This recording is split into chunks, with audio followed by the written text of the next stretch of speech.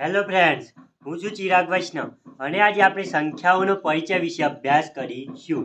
તો તમને પૂછવામાં આવે કે પ્રાકૃતિક સંખ્યા એટલે કે શું? તો જે સંખ્યાની શરૂઆત એકથી થતી હોય અને અનંત સુધી ફેલાયેલી હોય તેને શું કહેવાય? પ્રાકૃતિક સંખ્યા. પ્રાકૃતિક સંખ્યાના ઉદાહરણ જોઈએ તો 1, 2, 3, 4 તેમ અનંત સુધી ફેલાયેલી છે. પ્રાકૃતિક સંખ્યાઓને બીજું નેચરલ નંબર્સ તરીકે ઓળખવામાં આવે છે. નેચરલ નંબર ઉપરથી તેને n સંજ્ઞા દ્વારા દર્શાવવામાં આવે છે. અને વિદ્યાર્થી મિત્રો, તમને પૂછવામાં આવે કે પૂર્ણ સંખ્યા એટલે કે શું? તો જે સંખ્યાની શરૂઆત 0 થી થતી હોય અને અનંત સુધી ફેલાયેલી હોય તેને શું કહેવાય? પૂર્ણ સંખ્યા. પૂર્ણ સંખ્યાને બીજું હોલ્સ નંબર્સ તરીકે ઓળખવામાં આવે છે. હોલ્સ નંબર્સ પરથી તેની W સંજ્ઞા દ્વારા દર્શાવવામાં આવે છે. તો તમને યાદ રાખવા માટે એક ટ્રીક આપું તો 0 ની અંદર કાણું છે તો કાણાને બીજું શું કહેવાય? હોલ્સ. તો હોલ્સ ઉપરથી હોલ્સ નંબર્સ તમે યાદ રાખી શકો છો. પૂર્ણાંક સંખ્યા એટલે કે શું?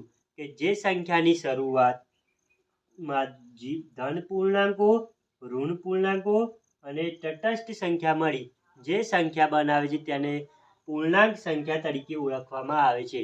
પૂર્ણાંક સંખ્યાઓને બીજું ઇન્ટીજર્સ નંબર્સ તરીકે ઓળખવામાં આવે છે. અને ત્યાં પૂર્ણાંક સંખ્યાઓની સંજ્ઞા z દ્વારા દર્શાવાય છે. તમને પૂછવામાં આવ્યું કે એકી સંખ્યા એટલે કે શું? તો જે સંખ્યાની શરૂઆત 1 થી થતી હોય અને એક પછી એક અંક તરત આવતો હોય તેને શું કહેવાય? એકી સંખ્યા. એકી સંખ્યાના ઉદાહરણ જોઈએ તો 1, 3, 5, 7, 9 તેવી જ રીતે અનંત સુધી ફેલાયેલી છે. તમને પૂછવામાં આવ્યું કે બેકી સંખ્યા એટલે શું? તો જે સંખ્યાની શરૂઆત 2 થી થતી હોય અને એક અંક મૂકી એક અંક તરત આવતો હોય તેને શું કહેવાય? બેકી સંખ્યા. બેકી સંખ્યાના ઉદાહરણ જોઈએ તો 2, 4, 6, 8, 10 તેવી જ રીતે અનંત સુધી ફેલાયેલી છે. અવિભાજ્ય સંખ્યા એટલે કે જે કોઈ સંખ્યાને એક અને સંખ્યા પોતે દ્વારા ભાગી શકાય તેને અવિભાજ્ય સંખ્યાઓ તરીકે ઓળખવામાં આવે છે.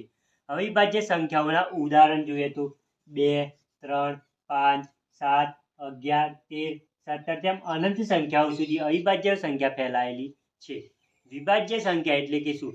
કે જે કોઈ સંખ્યાને 2 કે તેથી વધુ સંખ્યાઓ દ્વારા ભાગી શકાય તેને શું કહેવાય? વિભાજ્ય સંખ્યા. ઉદાહરણ તરીકે જોઈએ તો 4 છે 4 તો આ 4 ને સંખ્યા 1 દ્વારા ભાગી શકાય, સંખ્યા 2 દ્વારા ભાગી શકાય અને સંખ્યા 4 દ્વારા ભાગી શકાય. તો 2 કે તેથી વધુ સંખ્યા દ્વારા ભાગી શકાય તેને શું કહેવાય? વિભાજ્ય સંખ્યા. તો આવા જ અવનવા વિડીયો જોવા માટે મારી યુટ્યુબ ચેનલને લાઇક, શેર અને સબસ્ક્રાઈબ કરો.